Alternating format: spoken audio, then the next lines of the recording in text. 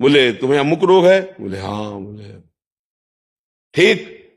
बोले हाँ ठीक। अरे वाह भाई, ऐसे हो तो सब अस्पतालों में ताला लग जाए भाई। बोले मुर्दा जिंदा? बोले पोस्टमार्टम को कहीं ले जाओ, सीधे वहां ले जाओ, तो छू बोलेंगे पूरा शरीर निहाल हो जाए। कुछ छोड़ दिया सत्संग के प्रभाव से, परंतु कुछ समय बाद पता चला कि वो किसी लाइलाज बीमारी से ग्रसित हो चुका है। पर महाराज जी, जब वो सत्य मार्ग पर आ गया है, उसे इस भयंकर दुख का सामना क्यों करना पड़ रहा है? क्यों? हाँ, क्योंकि हमने बम्बूल बोया है तो कांटा तो लगेगा ना। तुम कितना सतमार्ग में आए हो तो ये तो तुम जान रहे हो, लेकिन इस शरीर की हम बात कर रहे हैं। बचपन से भगवत मार्ग में कभी किसी को ऐसे चोट पहुंचाई हो, ऐसा हो नहीं सकता।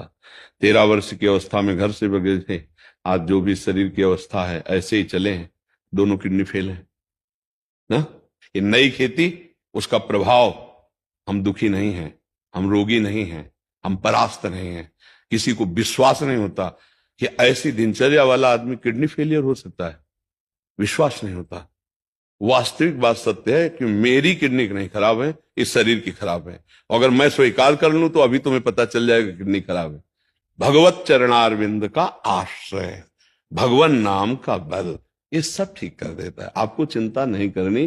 जो भूल से गलती हो गई, आगे उसकी पुनरावृत्ति ना हो। नाम जप करते ही चलो, और ये मत सोचो कि अब हमको ये रोग हो गया तो भगवान ने क्यों दिया।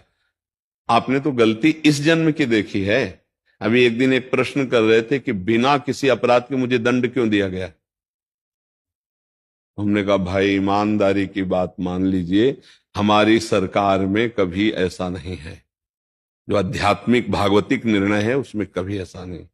इसी जन्म के ऐसे पाप बताओ जिनका तुमने कोई प्रायश्चित नहीं किया, कोई दंड नहीं मिला, अब वो बो गए, अब वो फल नहीं देंगे आपको। ऐसी जगह पिटवाएंगे, ऐसी जगह फंसाएंगे जहां 100% सत्य हो, लेकिन वो एकांतिक पाप जिसको कोई नहीं जानता, वो तुम्हें वहां दंड देगा, तुम्हें भुगतना पड़ेगा। अवश्य में भोक्तव्यम कृतम कर्म शुभाशुभम।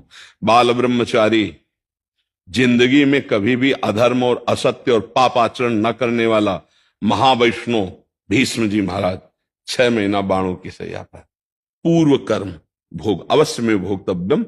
इस शरीर का जब निर्माण हुआ तो जो प्रारब्ध से सुख दुख बनाया गया उसको पूरे जीवन में भोगना पड़ेगा। अब जो हमारे अच्छे कर्म हैं वो पूर्व कर्मों को भस्म करेंगे, नवीन कर्म अच्छे हैं इसलिए हमें भगवत प्राप्ति हो जाएगी। लेकिन हमें पूर्व कर्मों से जब शरीर निर्माण किया गया तो उसमें 2 रखे गए थे, एक पाप एक पुण्य। तो पुण्य का प्रताप अलग, सुख उन्नति जय, पाप का प्रताप पराजय अवनति दुख। ये भोगना पड़ता है बड़े बड़े सिद्ध महापुरुषों के शरीरों में। तो आप तो अभी इस बात को समझ लीजिए कि आपकी तो अभी कोई साधना ही नहीं है। तो आपको जो दंड मिल रहा है वो किसी के द्वारा नहीं निर्धारित किया गया, भगवान के द्वारा।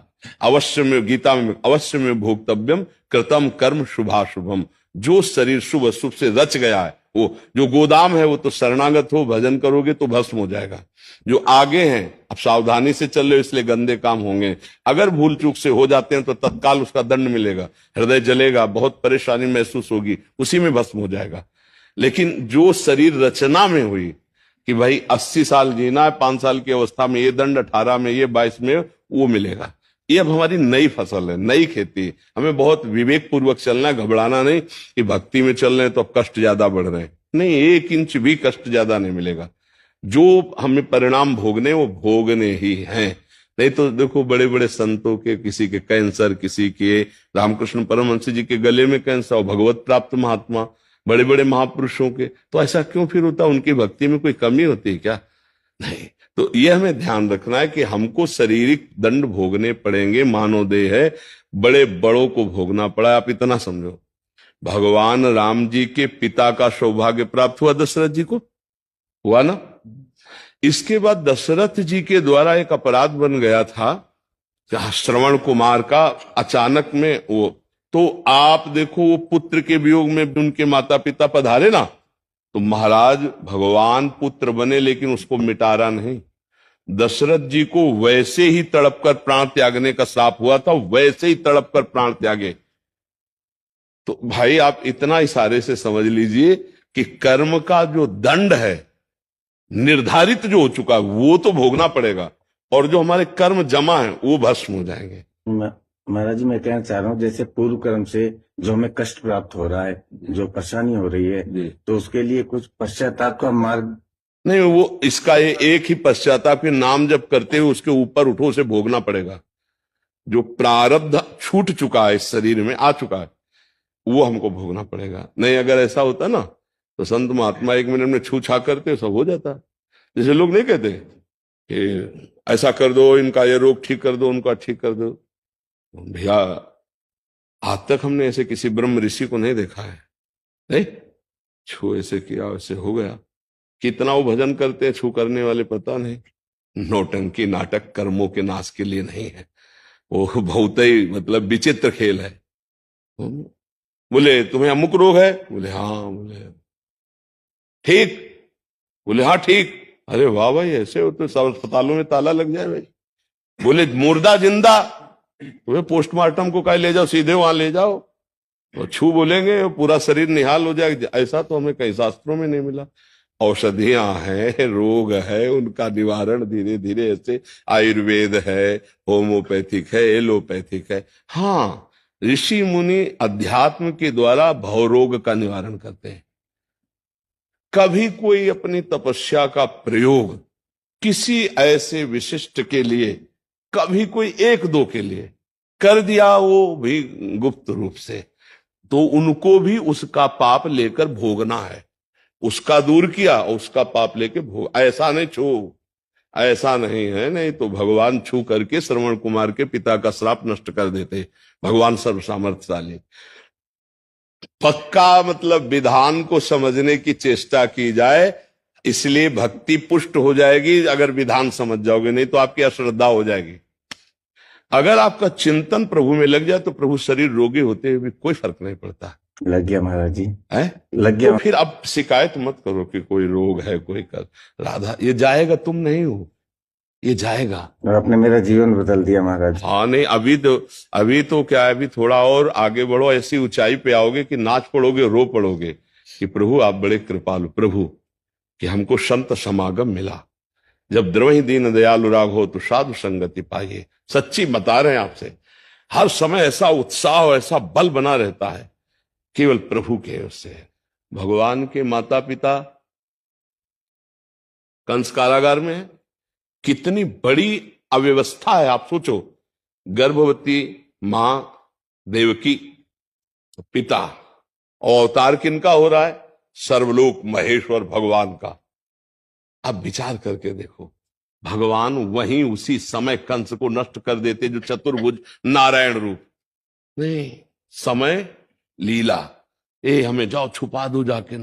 विचार कर, जब देवकी जी के सामने प्रकट हुई तो बालक रूप नहीं, चतुर्भुज वैष्णव भगवान का वो वहां वैष्णव तेज स्वरूप, 1 सेकंड में कंस को भस्म कर देते।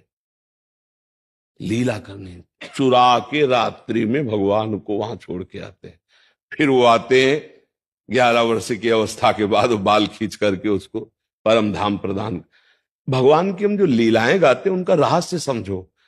जब भगवान ने उधर किया तो इधर कृष्णावतार में बाण मारा ना चरण में, तो हमारा कोई ना कोई कर्म जो किया हुआ है वो हमें भोगना पड़ेगा। ये किसी के छूछा जंतर मंत्र से नहीं जाने वाले। थोड़ी देर के लिए तुम्हारी दिमाग की स्थिति को बदल दे, ऐसे मंत्रों का प्रभाव होता है, और इसके बाद आपका कर्म भोग आपको भोगना ही पड़ेगा। ये जरूर देखा है हमने कि कोई महापुरुष जैसे करुणा कर दिए और आपका रोग ठीक कर दिया। कैसे? आपका रोग अपने में ले लिया, वही रोग थोड़े दिनों बाद उनके ऊपर प्रकाशित मिलेगा, पक्का।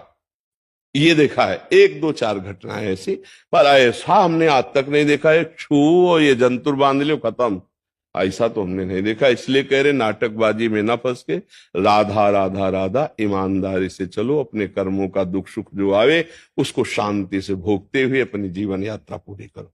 हमारी बात जो शास्त्रीय बात है, नहीं ऐसा आज तक कोई ब्रह्म ऋषि इतिहास में नहीं दिखाई दिया। तो हमें फिर लगता है कि नौटंकी में हो सकता है, नहीं फिल्म में जैसे नहीं किया जाता, और नौटंकी में हो सकता है।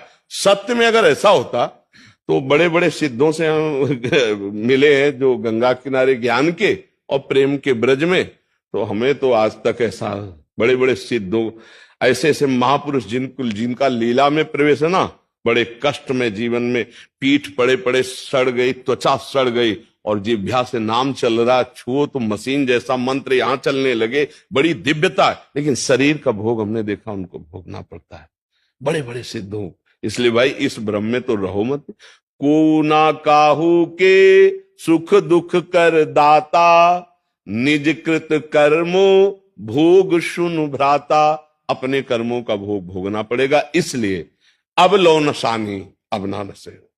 अब हम अच्छी फसल तैयार करेंगे, पिछली फसल हमें भोगना है, अगली तैयार करके मुक्त हो जाना है। ये ईमानदारी वाली बात समझ लीजिए।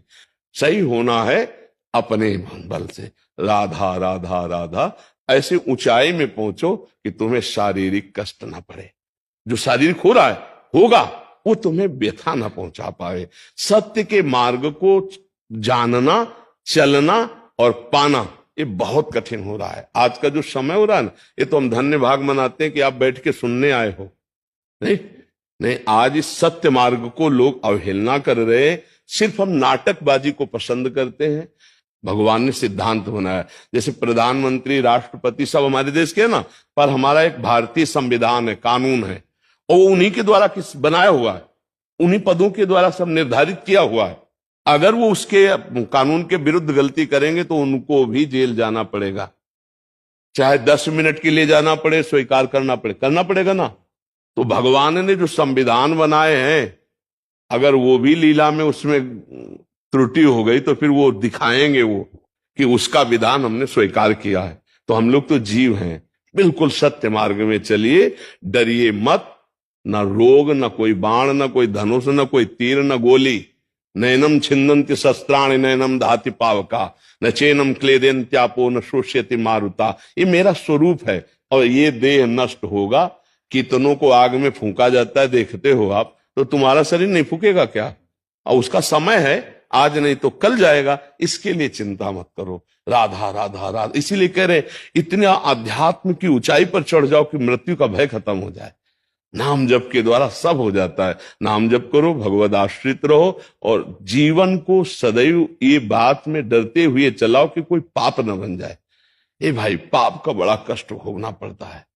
जब हमारे शरीर में कष्ट आता है तो हमें भगवान की आस्तिकता भी हिल जाती है, नहीं आता है?